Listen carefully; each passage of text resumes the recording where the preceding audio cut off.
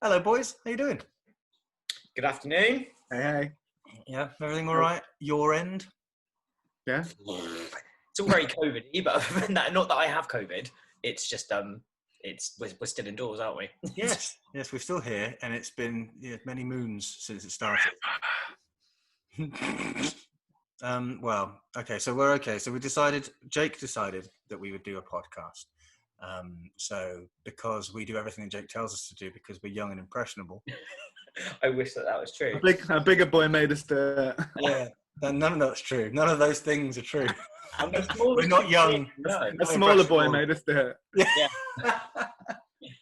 So with that being said, folks, welcome to the very first original Trilogy podcast. Possibly the worst idea I've ever had. Let's find out.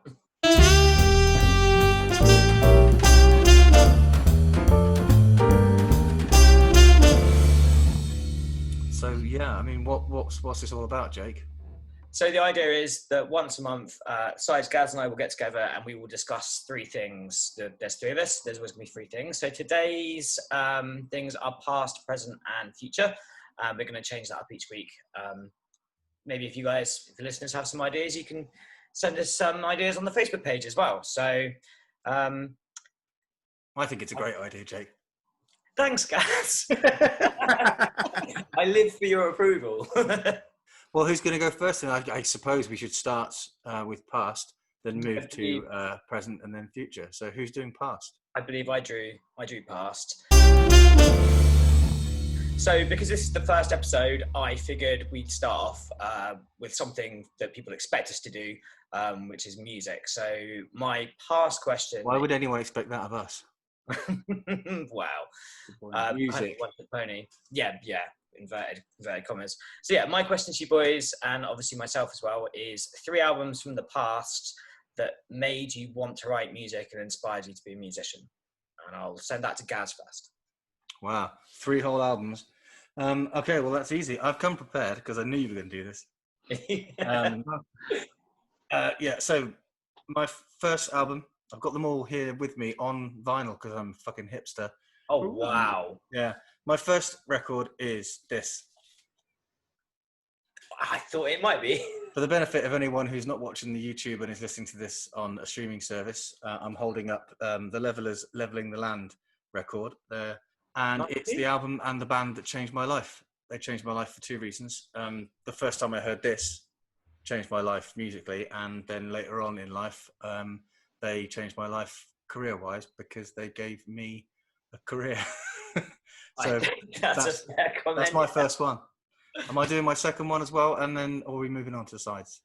Let's do sides. Let's do our first one each. So what about you, Sides? I don't have them on vinyl. I should have picked them out of my CD rack. But first one, I'm going to go for Radiohead, OK Computer. Oh.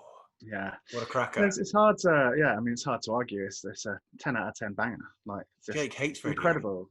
Jake hates them, don't you? What? I fucking love Radiohead. What the hell, dude? What are you doing? No, it's the Beatles that I don't like. You know this. Yeah. But yeah. How to completely alienate every listener straight away within the first 10 minutes, tell them you hate the Beatles. Yes. Sorry, you were saying, Sides, before Gaz very, very abruptly told people that I hate Radiohead, which is just... Well, it's just, I think it was the first album I actually heard by them, and it's just kind of, what is this? And it just sounded amazing and otherworldly, and it's like Gaz said, it's just one of those kind of total life-changing moments where as soon as you hear it, you know that it won't be the same again, but it still sounds fresh as a daisy. Like if you put it on now, and I still put it on regularly, it still sounds exactly like the first time you heard it. Just it's aged well. Yeah, incredible stuff. Go on then, Jake. What's your first? My first one, actually, I was trying to think of things that really made me want to sing and be in a band. So my first one ever is actually Nirvana Unplugged. Ah, yeah, that's a good shout. The MTV one. Nice. Yeah. So the first two cassettes that I ever bought, I bought from Hedgehog Records in Ely when I was 9 years old and with my grandparents, 9 or 10. And I got Bleach and Unplugged on cassette tape by Nirvana And I wasn't quite at that age where I could quite understand what Bleach was all about. I definitely knew that I liked it, but it was a bit loud and scary for me at the time. Took me a few weeks to get into it, but Unplugged literally just blew me away. And I know it's a really simple album, but when you're that age and you can't play a power chord and you only know A major and D major, you're like, fuck yeah, wow, this is amazing. Obviously, Kurt Cobain didn't have the most tuneful voice, but like I think like the energy and the power that you put into it. So yeah, that was the first time that I ever stopped playing Farah Jacka and the 12 Bar Blues on my guitar when I want to write songs like this. Farah Jacka, by the way, folks, the first song I ever learned how to play on one screen. The Nirvana Unplugged album was my like gateway album into Nirvana as well. That's how I got into first stuff I heard. It's so good. I mean, it's, yeah. Good call, Jakey. Good call. I'm going to listen to it now. After this, obviously. Have you got it on vinyl? I have. Yeah. Cool. You just wake up every morning, like put on a bandana, freshly grind some coffee beans, and just stroke all your vinyl. Yeah, after my smashed avocado and hummus on rye. Yeah. Toast. Yeah. Anyway, I'm going to do my second one to shut you up. And it's another Radiohead. Yeah. Oh, nice. Yes, the Bends. And when you said OK Computer, I thought, oh no, what if he says the Bends as well? Because like we can't have 2 votes for the Bends. So mine is the Bends. For me, Radiohead's this was the first Radiohead album I heard, and then I went back to Pablo Honey, and then shortly after that, OK Computer came out in '98, and I actually saw them in '98 on the OK Computer tour, and it was insane. But they did still play a lot of these. But the reason I love this record is so much is because it's the record that I learned to play guitar to. Cool. I was so into it at the time, and I was just starting to learn to play guitar. I got like the chord book that you can get from music shops, you know, with like the lyrics and the chord. This is before the internet, obviously. Before Ultimate Chord and Chordy.com and things like that are nearly always wrong. You buy the official chord book from the band, and I think I still got it somewhere in the loft. So that's how I learned to play guitar. That album, and I believe What's the Story, Oasis, and Jagged Little Pill with Alanis Morissette were the 3 albums that taught me the guitar. I love that album. Wow. Weird. I didn't see Oasis coming into that. No, because they were so easy, right? The chords are so easy. And you know how during that time in the 90s, Top of the Pops was actually live, and you could watch them play, and you could watch what they were doing with their hands, and you could see the chord progressions. So you could figure out how you were supposed to play. Maybe one of you guys can tell me if this is fact or internet fiction or just like music fiction.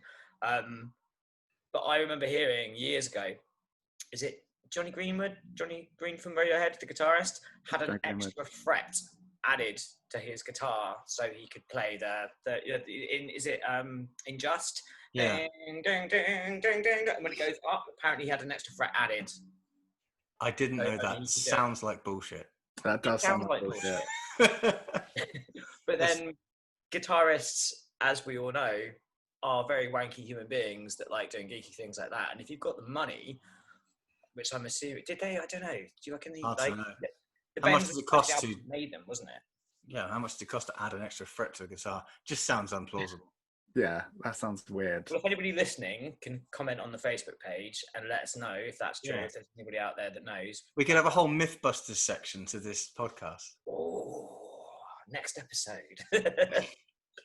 Right, and Sides is next one. I'm going to go for Relationship of Command by At the Drive-In. Nice. Just, absolutely ridiculous album. Just like an absolute ball of energy. Same again, where just never heard anything like it when I got introduced by a mate at like college. I guess you would have been there as well, Jake, since we went to college together. My mate Tom gave it to me on tape, and I just used to listen to it all the time. But it used to make me laugh when I was listening to it, because at the end of the album he'd put on tape, it just went straight into Viva Las Vegas by Elvis, which has like the stupidest introduction of any song ever anyway. And so when it just used to go out of Catacombs on the Out of the Drive-In album straight into Viva Las Vegas, just would piss myself every time. Yeah. Amazing. Well, you and I actually had a tour together where basically the only CD that we played between gigs for hours at a time was the album, if you remember correctly. Yeah, man. Yeah, I yeah. started doing my usual new metal rap mixes when I'm driving. When was I on this tour? Stop talking about tours I wasn't on. It's like probably the only one ever. Yeah. I don't want to be left out of anything. How dare you? You'll go, Jake. Oh, crap. Yeah, okay. So my second record is 40 Ounces to Freedom by Sublime. Yes. I really wish I'd bought props because like the album cover to that's amazing. But that was another one. I was probably at college with Sides around the time that I heard it, and I was in a terrible new metal band, a rap metal band with two singers called Trip Hazard. Yeah, you were. Yeah. Yeah, it was. We were a bunch of stoners and we all lived in a house together. We were all about 17, 18. So the house was covered in graffiti and just this awful house. One of my housemates was well into Sublime and I'd never heard them before. And I'd never really heard anything quite like it. I came from a very kind of metal-y and grungy background and I'd never really heard ska or reggae. And obviously like Sublime had that really kind of Long Beach kind of sound that them and No Doubt and like Long Beach Double Stars kind of invented. And I just loved the way, I hadn't heard somebody sing that way before. And I loved the way he put lyrics together. I'd never heard somebody kind of like half rap and half sing at the same time. And then with all like the weird kind of samples and it was just like, I'd never heard anything like it. So that's still, even when I'm making solo stuff, I still try to like pull in a bit of that kind of style, if that makes sense. Like I'm quite shouty and as Gaz has pointed out many times, I do try to fit too many words into sentences, and that's because I love that fucking album. Okay, so that's number 2. So Gaz, your final album, buddy. Final album was hard to pick, but I'm stuck firmly in the 90s, just generally. But yeah, with my album choice, and the album that I go to when I'm happy, when I'm sad, when I'm driving, when I'm in bed, just trying to sleep, just the thing that's like a big, like, comfort blanket of an album. Weezer, the Blue Album. Ah, nice. Yeah. I'm glad it was the Blue as well. I'm glad it was the Blue. One of the 2 albums that Weezer ever put out. Go on. What's your problem, Sides? It's great. I love both their albums. They're both excellent. What about all the other hundreds of albums they did? What's the other album they put outside? Pinkerton. So you don't like the green or the red? The green's fine, and then it's just a slow and steady decline for me. Oh, I really love the red album. The red album's a good one. They had one called Hurley as well, didn't they? I forgot about that. After the guy from Lost, wasn't it? He's got his face on the front of it. It's very strange. And then, of course, there's the album of covers. Oh, why does that exist? Why? Because Rivers Cuomo wanted to? Yeah, exactly. Yeah, And no other reason. Yeah. If you're Weezer, you can basically do what you want these days. Yeah, yeah. They don't need you to hate them, Sides, because they already hate each other, which is more than enough. Me and Ange went to Italy last year on holiday, and we saw Weezer in Bologna, and it was this outdoor festival type thing in a field that could easily have held 10,000 people, and there was only about a tenth of that there. So we were able to get real close to the front, and Weezer put on the same show that they would have done had it been completely rammed. It was so bizarre, but so wonderful. It was kind of like watching them in a small venue in a weird way. And they played, it felt like they were making it up as they went along, but they played most of the Blue Album. Yes. With the exception of maybe 1 or 2 songs. So that's like 8 songs from the Blue Album, which is a considerable chunk of their set. And then they played a load of the covers. And I don't care, because when they played Africa, it just went off. I don't care what you say. I bet you were dancing. Oh, that's my little socks off. It was brilliant. Yes. I am going to go for, because we were talking about, want to make music. I went for Campfire Punk Rock by Frank Turner. Because that was kind of, he kind of opened a lot of doors for us folk, I always think. In terms of what we do, and so it's another album full of bangers. It's a really well written, like debut album, debut EP. And just after, straight out of Million Dead. No one expected that, and just a amazing set of songs.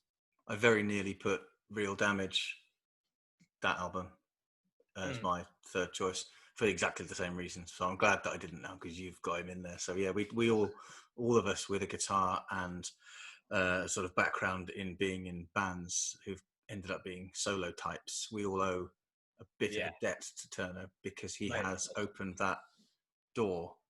I think as well, like, it's weird because I think each one of us would have gone for a different album that felt like, so mine would have been Love Iron Song for sure.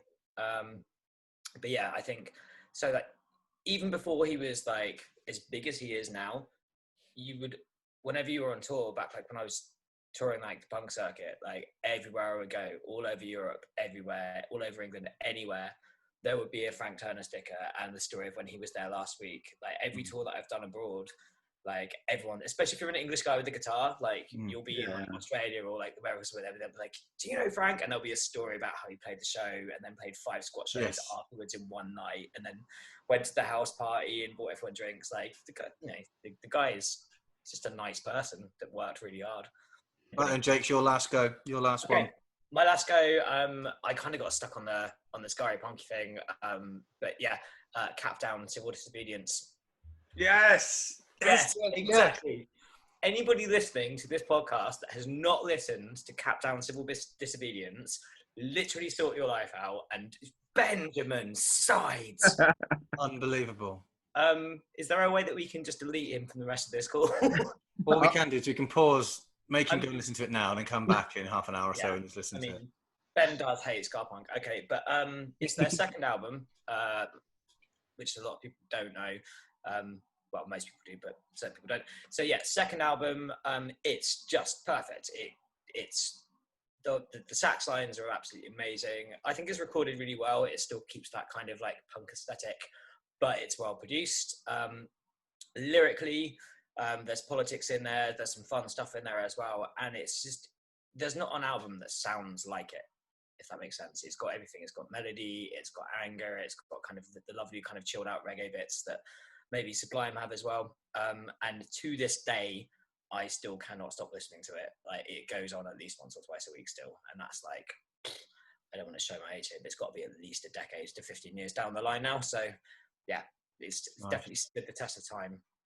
I did one of my first ever punk gigs with Cat Down, and it was at the Vic in Swindon.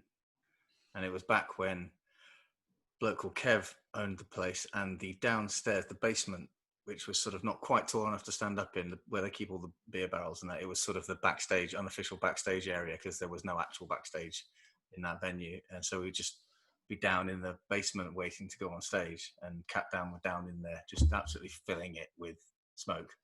And so by the time we got on stage, we were all a little bit like, yeah, man. It was a good night. They were nice guys. I had the pleasure of playing with them. My band got to perform with them, I should say. That sounds a bit dodgy.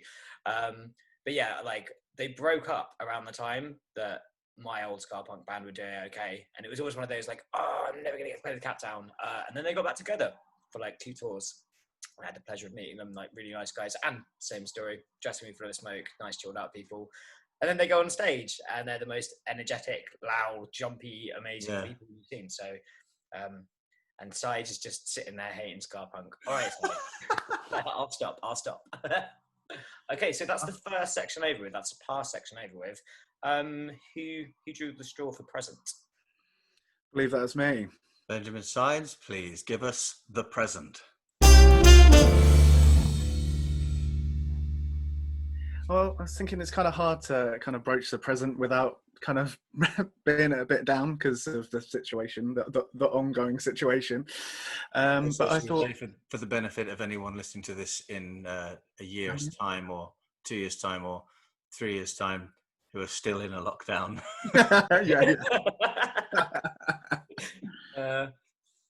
Yeah, this was recorded in the first millionth of lockdown in 2020.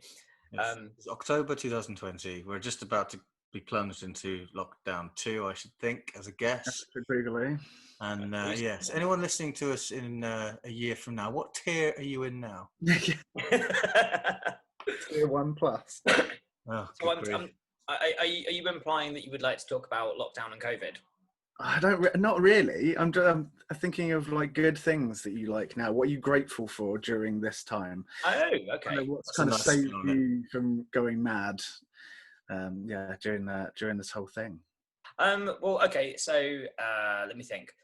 To be perfectly honest, and I suppose it's not like the emotional thing you were looking for, but the internet and technology. If this had happened in my estimation, this happened like maybe 20 years ago when we didn't have Android phones and Zoom calls and Skype, and we couldn't live stream Facebook shows. It would have been a lot more insular than it already is.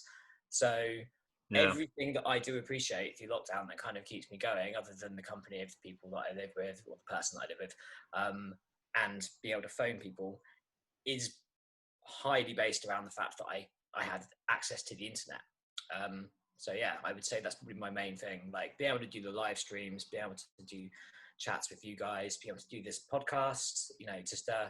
The internet is this wonderful tool that we have, where if we are locked in our houses, we can still create and we can still be a part of society or certain social circles. So yeah, it's a weird answer, but I'm grateful for the internet. No, that makes total sense, man. I completely agree. The sense of community that we've all experienced on the live stream shows that we've been doing, the comment section that erupts every week with people who've never met chatting, and people who have met just chatting and welcoming each other in to this sort of virtual venue every week.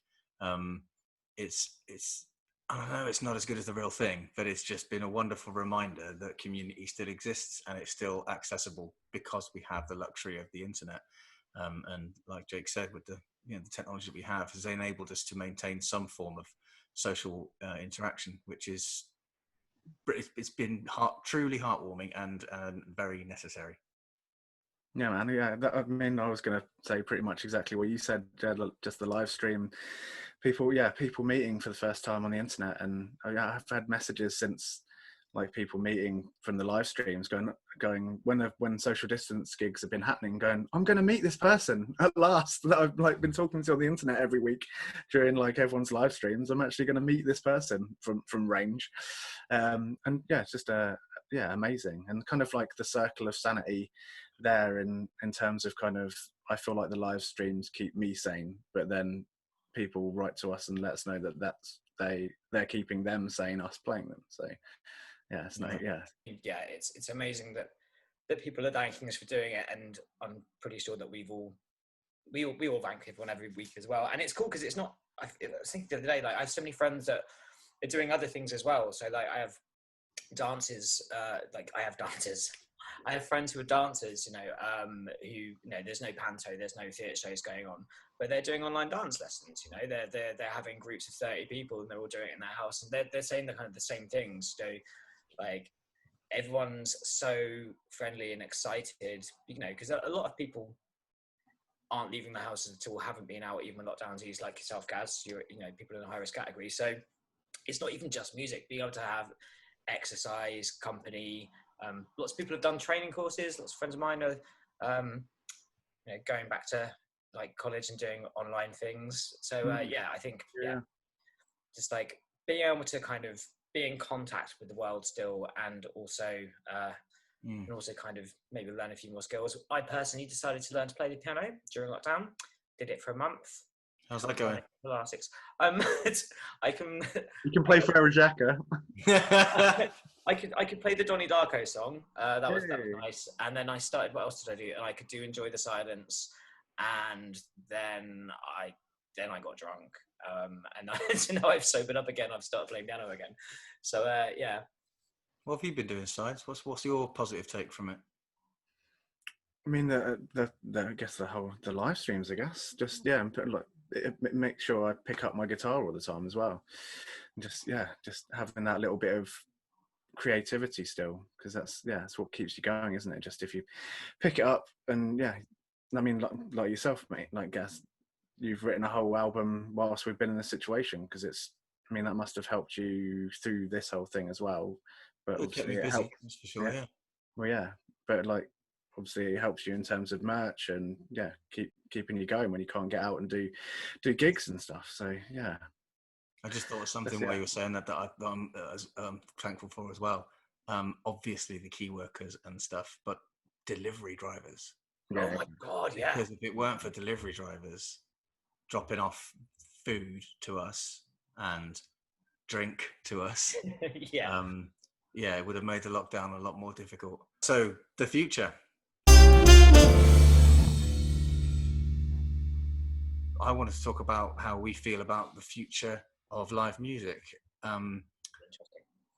Yeah, going forward, how's it going to work? How do you think it's going to work? There's a lot of socially distanced gigs happening, and I'm aware that both of you have done a couple of those over the last few months since the lockdown was eased. But I'm also aware that there's a lot of people out there in the music industry saying that even those shouldn't be happening because it's irresponsible. The other question is, how do we go forward once we're out of lockdown?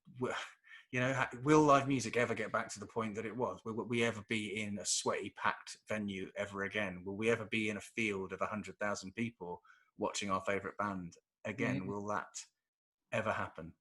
Go. Sides, you go first. I mean, it is difficult because like I have done a couple socially distanced gigs. I've got one coming up in like next week, and there is an element of kind of am I doing the right thing? Like am I ruining this for everyone else? But the same, like the gig is being streamed, so like if you wanted to stay at home you can. Like no one's making people go to gigs and there's going to be 18 people in a massive room. And so I'm trying to feel, you know, maybe it's kind of a get out for me, but I'm, you know, trying to let myself off from doing it. That almost implies that there is something to feel guilty for. Now, I personally don't agree with that. The people who say that these things shouldn't be happening, I'm not sure I entirely believe that it's that black and white, should or shouldn't be happening, because it's not just the musicians who are missing out on work, it's the crew and the venue staff who are missing out on all that work over the last 6 months. But it's also, as we were saying just now, the punters, the humans missing that live music experience, or just the experience of being in a room with other people. Even though they can't hug and dance with each other, they can at least be with each other. And I think that is important. And I think you have to, if the venue are doing everything within their power to make sure that everything is as safe as it can be within the guidelines, and people feel that they want to go out and do it, then surely a grown-up is entitled to make those decisions about their own safety, as long as the safety measures are in place so that they can't be or the risk of passing it on to anybody else accidentally is mitigated as much as possible by the safety measures, then surely it's okay. Yeah, exactly. Yeah, as you say, people can make their own decisions. So if they want to go to the show, they can go to the show. But nobody's making them because everyone wants to go and see live music again as soon as possible. Yeah, because I've made a decision not to do the live music gigs, That's totally but it's fair. not because I don't believe that they should or shouldn't be. It's not because that. It's just for my own and my wife's sort of safety. You know, I don't want to go out and increase the risk of getting or spreading this illness because both me and Ange are very vulnerable. So that's my reasons for not wanting to do any socially distanced gigs. I'm not going to go back to live performance until it's totally safe for me. But if I was more robust, less duff, and able to go and be in these public spaces without so much fear, then I would probably do some social distance shows myself, as long as all the safety measures were all cool. You know, what about going forward beyond that? Like, I don't know. I'm an eternal optimist, basically. So I think it might be a long while until we get back to where we were. But I don't think anything is going to last forever. I mean, even being less selfish, like even if it's not in our lifetime, music will get back to what it was. It might not happen for us, but I like to think it will. The vaccine, I imagine if there was a vaccine, it would go to the most vulnerable people. Yeah.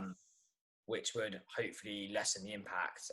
And the socially distant shows, in my personal view, at the moment are working. The ones that I've done have been done really well, and I felt that both myself and the audience were safe, Yeah. and that everything was being done. And as Gaz said, within the government guidelines. So I've got more books, and I'll continue to do them because I'm working within the guidelines given. And like, you know, if people don't want to go to gigs, that's absolutely fine. Don't go to them.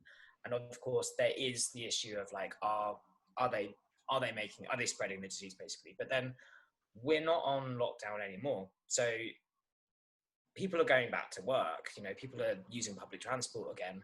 So at the level I'm at, like, I don't see how people coming to see a show. It's not like I'm playing Wembley Arena. You know, like there are more people spreading it around as it is, and it sounds a bit like I know that, you know, like two wrongs don't make a right, but if I can't go to Aldi without somebody touching my shoulder and breathing in my ear, why the fuck should I not have a living? Do you mean like I feel like half the country is kind of given up on this already. So musicians playing gigs within the government guidelines, especially when venues and promoters are bending over backwards, and you know, like all promoters and venues are losing money at the moment, or at least just breaking even to continue the scene. And as Gaz pointed out, you've got crews going out. You know, there's no stage crew, sound engineers, lighting engineers,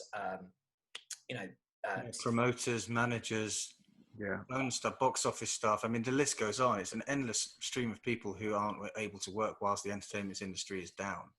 It's and important I think to try and if do you something. can go back to doing shows, then it's helping that industry struggle through this. Exactly. That's and an I think important thing. The entire conversation of, you know, like maybe we were taken out of lockdown a little bit early, but it was clearly done to save the economy. Well, music is a part of that. So I like to think that eventually we'll get back to be able to do live music again. I just think it's going to take a bit longer than we want, really. You know, give it a couple of years. Hopefully things will be back on track.